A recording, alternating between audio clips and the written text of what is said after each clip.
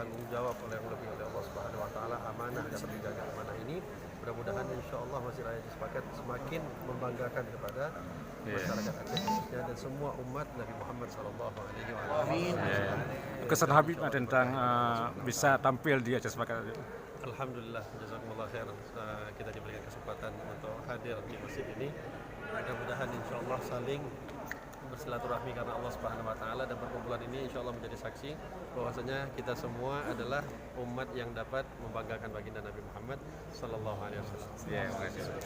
Jazakumullah khair.